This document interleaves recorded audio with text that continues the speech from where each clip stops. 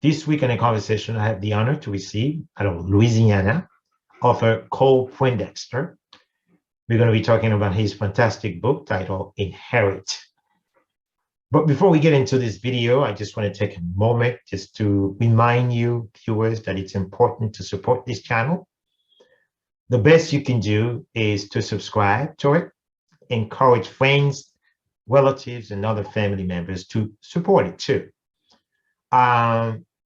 And if you do subscribe to this channel, don't forget to click the notification bell so that way every time a video is posted, you're going to have it as soon as possible. So let's get started.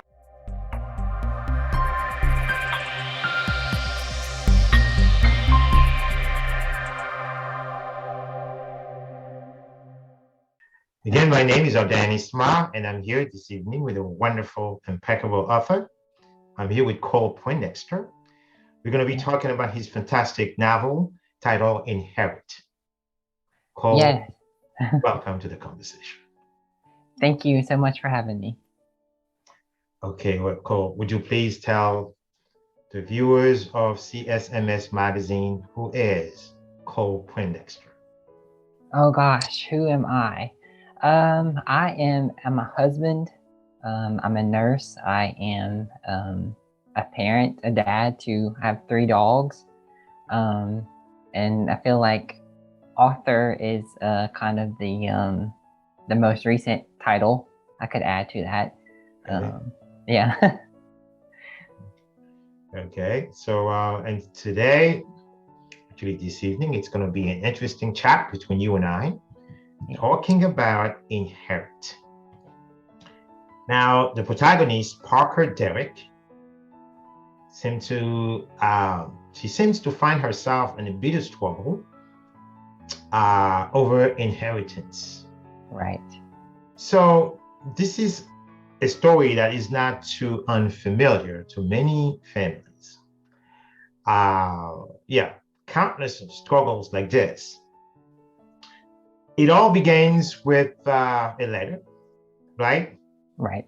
Mm-hmm. Then in that letter, which is chapter 1, by the way, and that's when he finds out something that mom left and something he has to discover. Could you please explain to the audience how the story develops from here, Cole? Yes, so when we meet Parker, she's recently lost her mom to cancer. And at the same time, she also learns that she has a great aunt who she never knew. And the aunt kind of passes away at the same time. Right. And she gets this letter from her aunt, and it names her as the sole inheritor of her estate in a little small town called Jasper, Arkansas. And that kind of leads to some family members on Aunt Amelia's side who she's not very familiar with, but they are not happy. They're not at all happy that she has come into all this money in this great big house. So that's kind of where our conflict starts. Okay. Yeah. Now, is this based on a true story? No, it's actually something that I went on vacation. Actually went on vacation in Oklahoma, and we had to pass through Arkansas to get there. And I just remember like looking at the landscape and all the trees and the hills, and just being really inspired by the nature out there. And went on vacation that week, and I came back with an idea for a story that could take place in Arkansas. So that's kind of where it came from. All right. So one thing I want to ask you, Cole, I realized that the protagonist, Parker Derrick, is a female. And why did you choose a male's name for a female character? Well, it's a funny story. I actually use whenever I'm coming up with character names for my stories, I use this little online name generator. Okay. And you just click generate, and it like generates names, random names. And Parker was just a name that like it popped out and it kind of stuck with me. And it's kind of one of those names that could kind of go either way, male or female. and it just sounded like a really unique name, so I went with that. Okay. I mean, it was something that caught my attention. Okay, but let's see here. In chapter 2, which is the funeral, quite a very somber mood. Every time I have to write as a writer myself, passages that deals with, you know, emotional event like this, I always feel saddened. Is that was that how you felt also writing this chapter? Yeah, yeah. I've kind of noticed writing this series, it is kind of a heavy series. So like I do have to, when I'm writing it, I do have to take like breaks because it can be like emotional, emotionally draining. Right.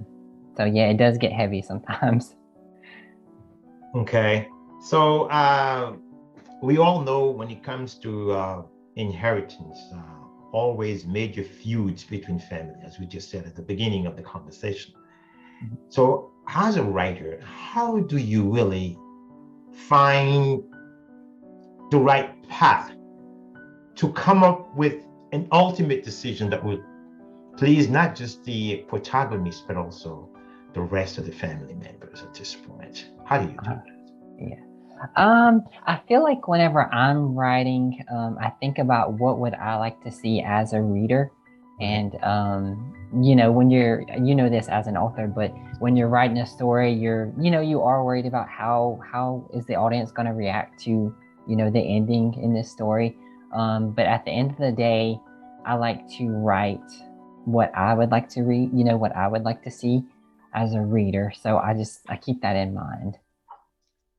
Now, I understand this is book one of a long series, if I may say.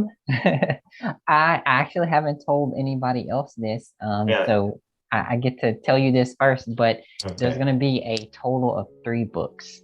Books. Yes, and I just finished writing book 2 today. Really? Yes, I finished Wow. finished writing it. So now it's the process of like, editing, putting a bow on it, figuring out, does the story make sense, taking out and adding some things. Right.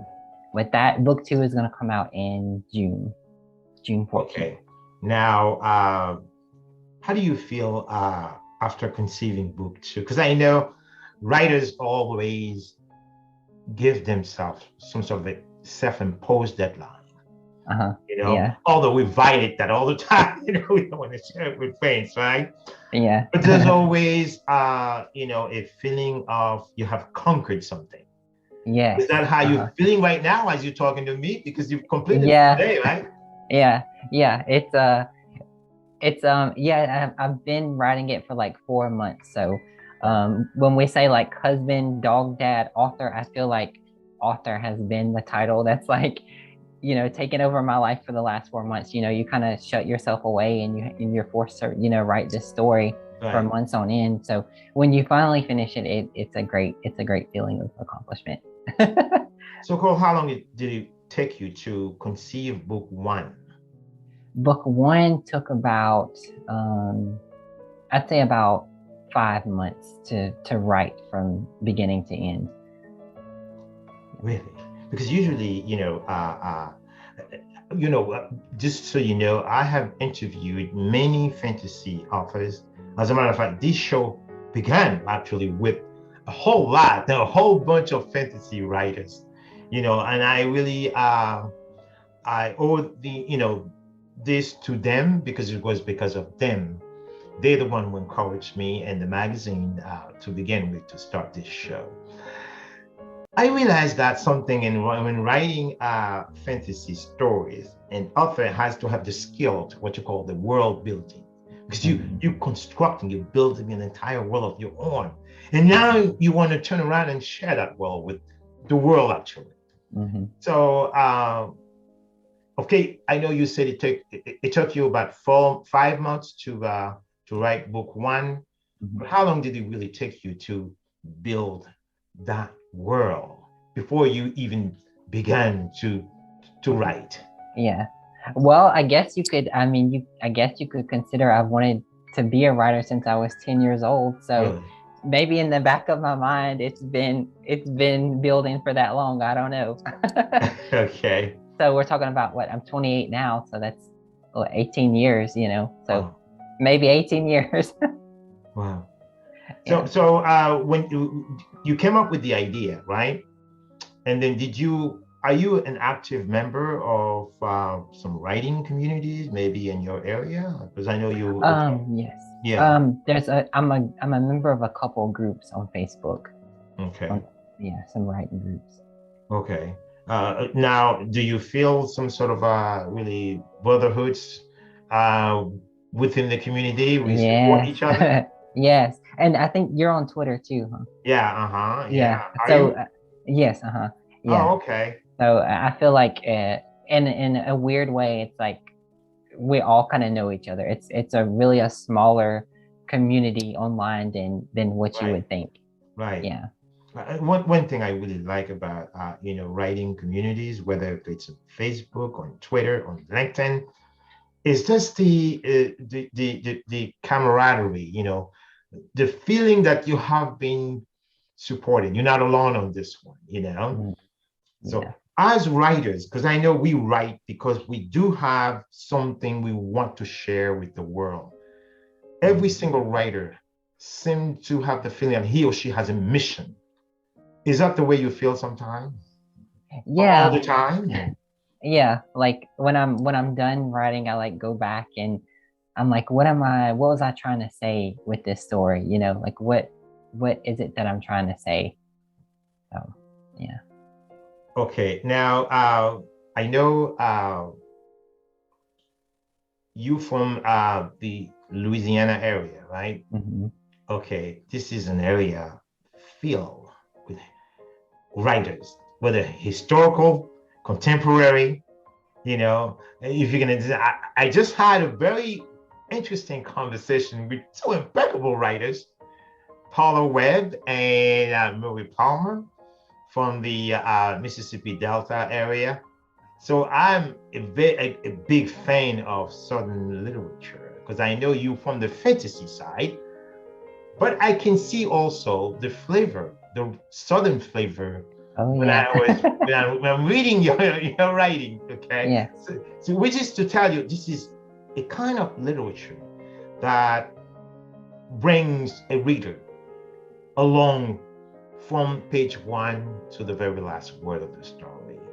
And that's the way I always feel when I pick up a book written by a Southern writer. And Yeah. this is the way I also feel when I was reading the book. Mhm. Yeah. So Yeah, that's for what I'm sure. asking you now. From fantasy, do you see yourself sometimes in the future switching from fantasy, or at least, branding your name as a multiple genre writer? Do you see yourself? Yes, definitely. Yeah. Like I'm thinking about Where the Crawdads Sing. I don't know if you've read that, but when I was writing Inherit, I was thinking about that book and just like the subtle references to the South that she would drop in there, whether it be like what food they were eating, what they were drinking, what type of music the character was listening to. You can kind of find those Southern references in there. Okay. Okay. Now, so that's going to be after the series is done, right? Yes. Hmm. Yeah. Okay.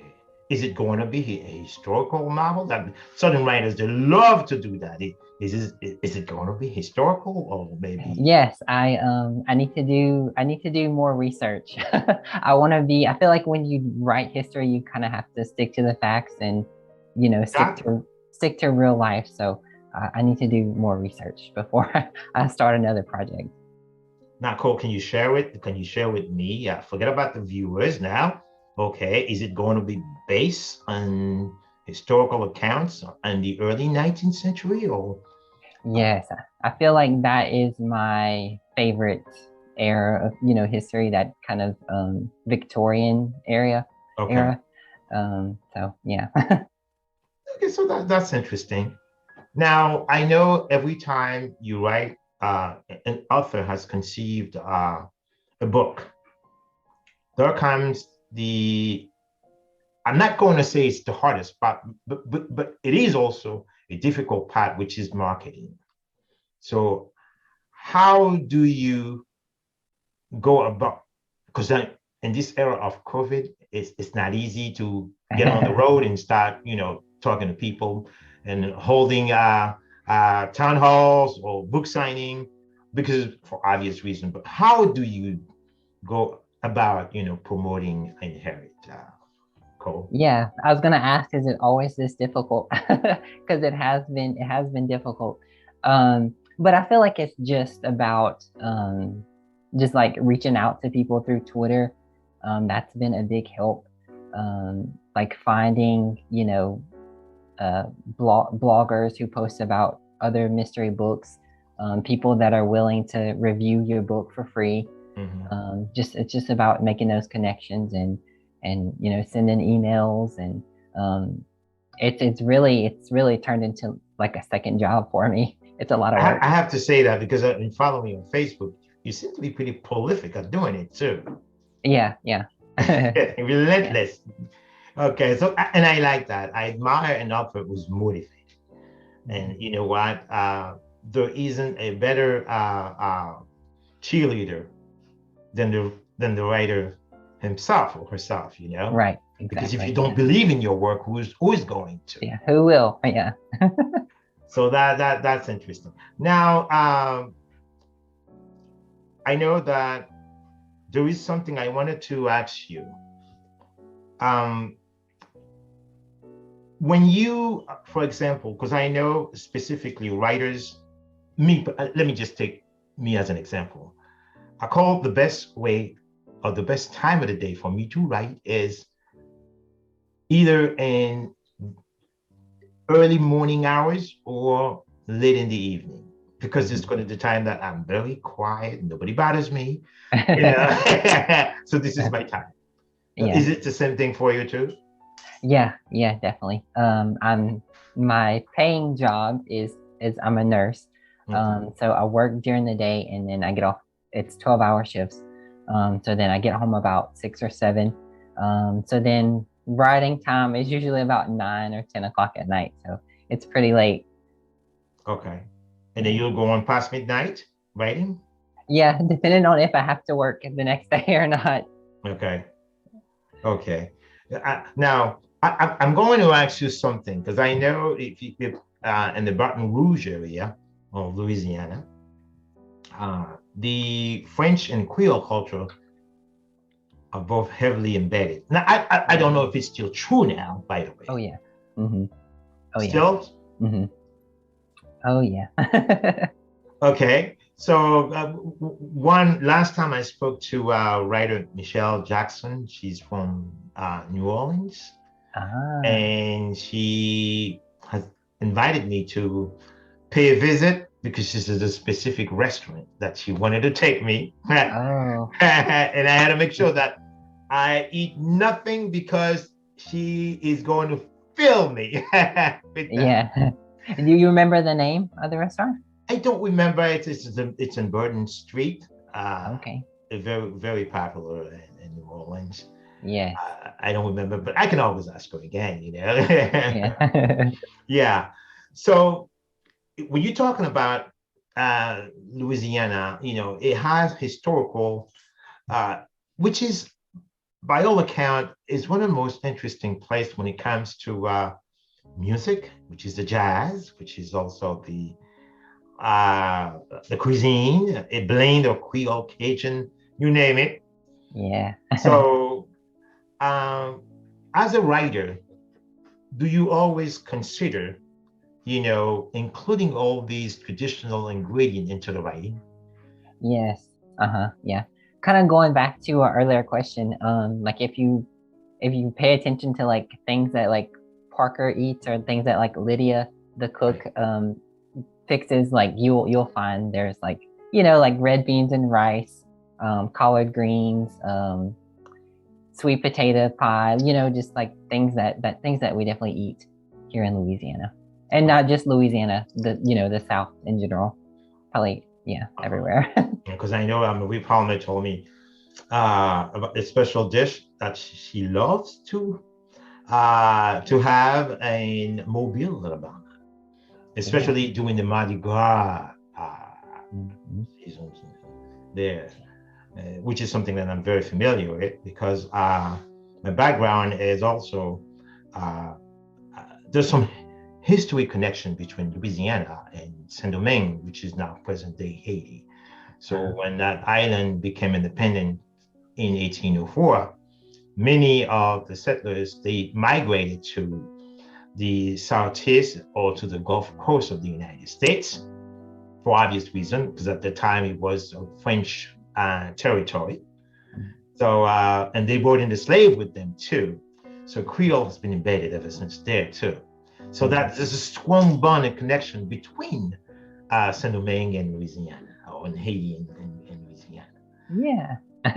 So that's why it's a fascination for me. Now I live in northern Florida. I think it's about 6 hour drive if I want to make it to the Big Easy. Yeah. And I've committed to doing that post COVID though, because my wife is, she wants to go, and I want to go too. Yeah. So every time I have a writer and author in a conversation, so sometimes we switch to something cozier. We stop talking about literature, and then we move into something cozier, food and music. So, Cole, if I were to ask you, speaking of music, growing up in Louisiana, who you consider as your favorite music genre? I mean, not who, but what type of music genre that you prefer right away? Which is I do have a fondness for jazz.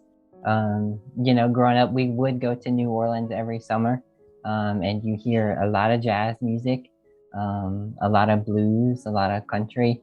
And even now, when I go to New Orleans, I hear that jazz, and it does something to your soul. So I do feel yeah. a connection to that. Yeah. Okay. How about your favorite cuisine? Cuisine, oh gosh. Well, gumbo is big. Gumbo Yeah. is big in Louisiana. It's big in New Orleans. Um, and anything like gumbo, like red beans and rice. Okay. Yeah, any kind of rice dressing, Uh-huh. um, soup, all kinds of stuff. Okay, it's not great. Now, how about your favorite writer of all time? It doesn't have to be somebody from Louisiana. hmm Um, Gosh, that's hard. I'm gonna go with somebody that kind of turned me on to reading, and that was The Lord of the Rings and The Oh. Hobbit, and that was Tolkien. Mhm. Yeah, going back to the fantasy genre. Okay. Yeah. All right. So my last question, Cole, if there is a lesson that you would want to give to a young writer like you who would want to embark upon a journey to teach the world using his pen to become such an impeccable writer as you are, so what lesson would you give that person? My lesson would be, and I don't know how good my advice is because I've only written 2 books now, but it would definitely first would be to read a lot of books. You can't read enough. And then if you're writing, my advice would be to write what you love and not necessarily what is on trend. Because I feel like sometimes things that are trending may not be necessarily what you love to write. But when you love what you're writing, you're guaranteed to finish what you started. Exactly, So and your writing also shines better too, yes. because you write from deeply rooted conviction. You see Yeah. yourself. Not that I said it was my last question. Just because you say that, let me ask you something too. How do you feel like a strong bond between you and the characters when you write? Yes, and now that we are 2 books in, I feel like I know them. Like I feel like they're real people. So I feel like I'm for book 3, I'm probably gonna be like very protective over them and like very protective of the story. So I do feel myself, bonding with them as you're creating this world. Yeah. Okay. So with that, I'm just going to say it's been more than a pleasure to have author Cole Poindexter in the conversation. Yeah. Thank you very much for having me.